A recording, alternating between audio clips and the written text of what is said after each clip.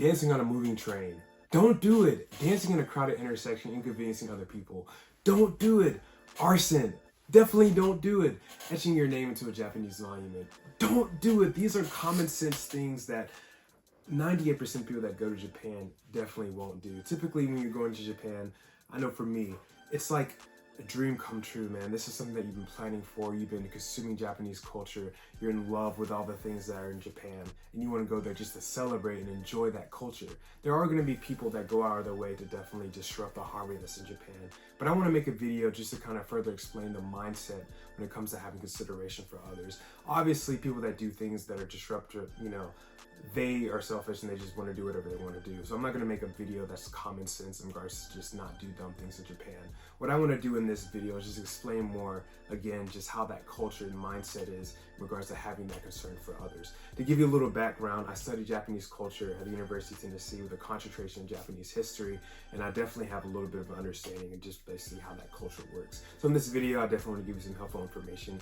Hit that like and subscribe button and let's get into it. Alright, so there's a phrase in Japanese that sums this up perfectly.出る杭は打たれる. The nail that sticks out is the one that gets the hammer. I know we have this phrase in English that, the squeaky wheel gets the grease, that they to speak up, and we have a lot of individuality when it comes to American culture as far as you doing things that are best for you. But in Japan, it's a different type of mindset. When you think about that nail that's on your roof, that's in your shingle, that's hanging out and it's sticking out, that nail can invite a lot of water to get in there and damage the other shingles, and damage the plywood that's there, damage your underlayment, and ruin the integrity of your roof. It's the same thing in that phrase. The nail that sticks out needs to get hammered so the integrity of the society can function the way that it needs to function.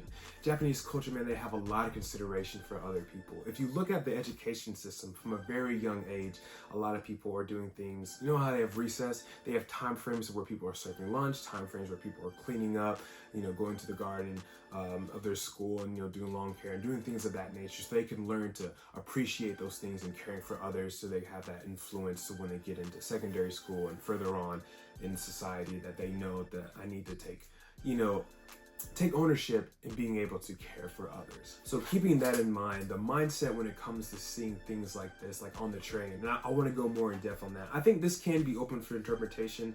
In America, it's very praised in a sense to be able to have the courage and the talent to be able to go and dance in public. People playing in the train station, saxophones, violins, or whatever, or singing. It's kind of enduring, being like, wow, this person's talented. They can showcase that. They can get recognition online. And I know, man, like if I'm watching a video of people dancing on my phone, I have the convenience of just watching it and scrolling, but it's different from actually riding the train station. I'm sure that I would get annoyed, if I had to do that every day in New York and I saw people dancing, riding around the train, and it'd be inconvenient to me for sure, but there's no laws that I know of that prohibit you from doing that.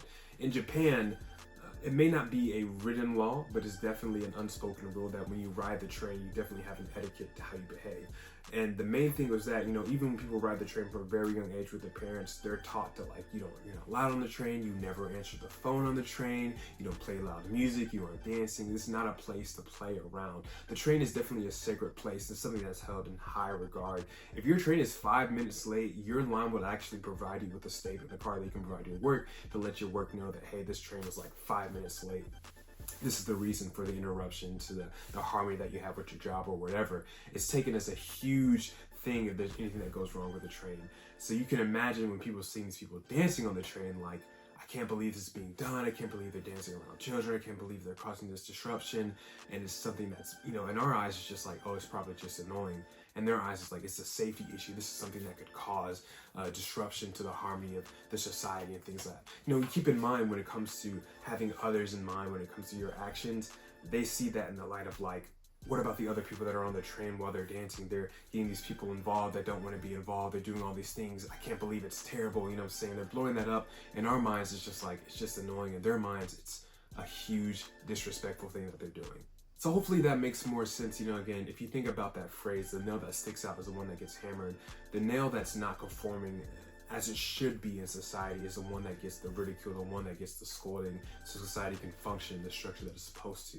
That's why when you see things like this, people dancing on trains, people doing things that are inconveniencing others, it's blowing up in a proportion to where it's taken very seriously. I mean, the train was, going to take legal action against them, was thinking about pursuing them in legality, something along those lines, because it's just like, man, we don't want to set an example for other people to do things like this that cause our society to go downhill. And I think that's really majority of what I want to say, man. Like, I understand, like, Japan's not a utopia, saying no country is perfect, no one's 100% got it, saying there's going to be good and bad things about Japanese culture that you'll learn as you go to Japan, you'll learn as you experience more Japanese culture. But overwhelmingly, man, Japanese people are really nice, they're really great, they're outgoing, and they want to be able to share that culture with you. But when it comes to disrespecting Japanese culture, you just want to have in mind, man, of things that you don't want to do to rub things off in the wrong way, man. You want to make sure that you have that in consideration for them when you go to Japan, because that's something that's ingrained into their culture. I don't know if I mentioned this, but children from a very young age, again, are taught this,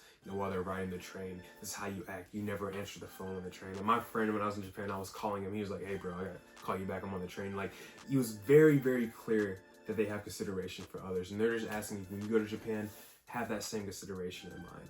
Hopefully this video was helpful for you. If you have any questions about Japanese culture, on my channel here, I like to review videos in Japanese. I have a 95% audience that's in Japan, so I actually made a video kind of similar to this, kind of explains to them like, hey, I understand Japanese culture, why this is wrong, and I definitely don't support or condone the dancing on the video. And a lot of people ask me to do a video that's more primarily geared towards people that speak English. You can make that kind of more clear, drive that point home as far as why that's bad. If you have any more questions in regards to that, if you want to know like, hey, I don't really get this wasn't really clear, explain further to me, comment down below any questions that you have. I definitely want to have a dialogue and conversation with you, a respectful one. Of course, no country is perfect.